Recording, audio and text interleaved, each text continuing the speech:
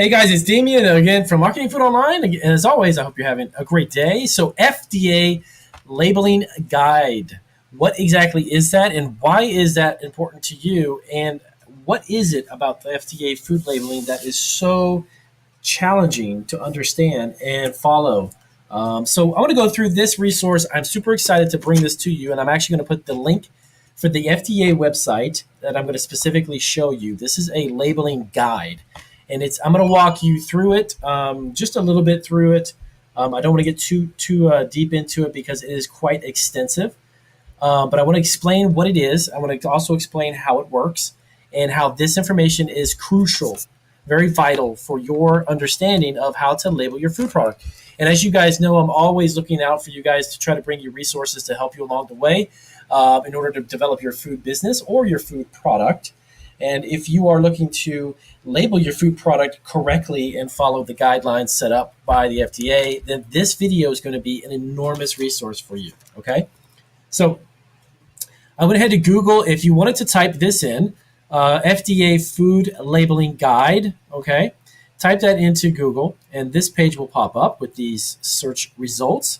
Now, the one that's important that you need to know, and again, don't worry about it if you can't find this one. I'm actually going to put the link directly in the description, so you're not going to get confused. But I just want to show you how I found it, and more importantly, the keywords that I typed in order to find it. Okay, that's the most important part of it. So right down here, this PDF file, a food labeling guide, FDA. Click on that. Let's give it 1 second to come up. It takes a little bit of time to load. My computer is actually fast, but this document is 132 pages. Now, am I going to ask you or expect that you sit there and read through 132 pages? Absolutely not. But over time, you can come to this, read a little bit about it, see which one applies to your food product, because it's going to show you a lot of variations on food labeling. So really quick, to show you the table of contents. Let me get down here. Here we go. Okay, table of contents. So this thing is going to cover, of course, a brief introduction, background, general food labeling requirements, the name of the food, net content, quantity, etc., etc. So take some time, like I said, on your own. Go through this. Don't feel overwhelmed. 132 pages. I'm a huge avid reader. I could actually sit here honestly and read all of this myself just because I enjoy reading. But if you're different and you want to take a little bit of time to read a little bit each day, do that. But just know that this information is amazing. It's great. So let me show you specifically the part that I want you to see. Okay, so this is the first beginning stages here. General food labeling requirements. This actually is going to give you some fantastic pictures and explanations. The reason why I say this resource is so valuable is because this is really great stuff. It shows you how to label depending on their packaging. There is literally a limitless amount of packaging styles. You can do bags, you can have it in a can, circular, square, rectangular. You can even just have it wrapped in cellophane, believe it or not, in plastic wrap. When I worked for the big retailer that I worked for about 8 years, managing the deli department, we actually had a vendor who had brownies, believe it or not. They were literally plastic wrapped, saran wrapped with a label on it, and that was completely fine. So, all right. So now you go through this list here. It's going to show you and explain to you what is expected on the panels, okay? Now, as you scroll down, it's going to show you variation of packaging styles. So again, this is important to all of you who subscribe, obviously, to my channel, because you all have a variety of different ways that you want to package a product. This is going to break it down for you, okay?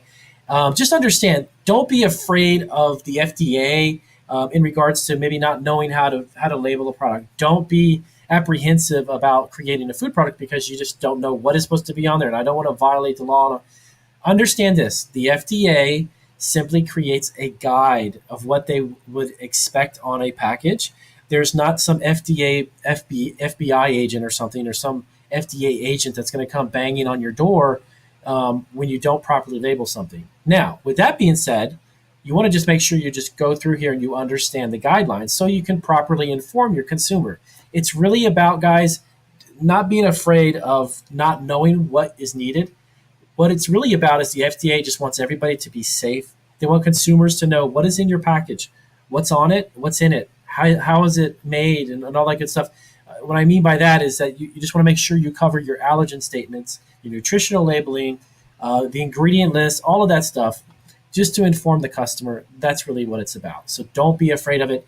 Just educate yourself. When you understand and you've got the knowledge of what they expect and how the packaging should be, you're fine. You're good to go. So the reason why I said that, I do, of course, a lot of consulting work, and I've helped launch dozens and dozens of companies have actually worked with me. I've had the fortunate opportunity to help out a lot of people since I've had Marketing Food Online. And the one thing that I see a lot of my clients ask about, and they're so kind of leery and kind of iffy and scared of, is what about the labeling? Am I doing it right? Is this wrong?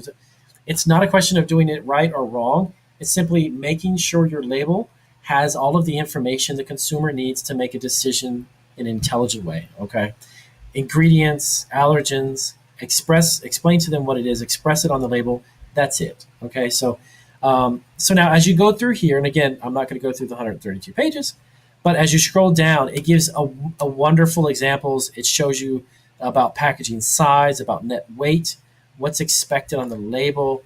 This resource is really, truly fantastic. And I don't mean to scroll fast through it, but I just want to talk briefly about what else is included.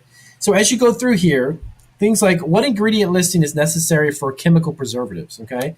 How are spices and, quote, natural flavors and artificial flavors declared? How do you actually declare that on a label?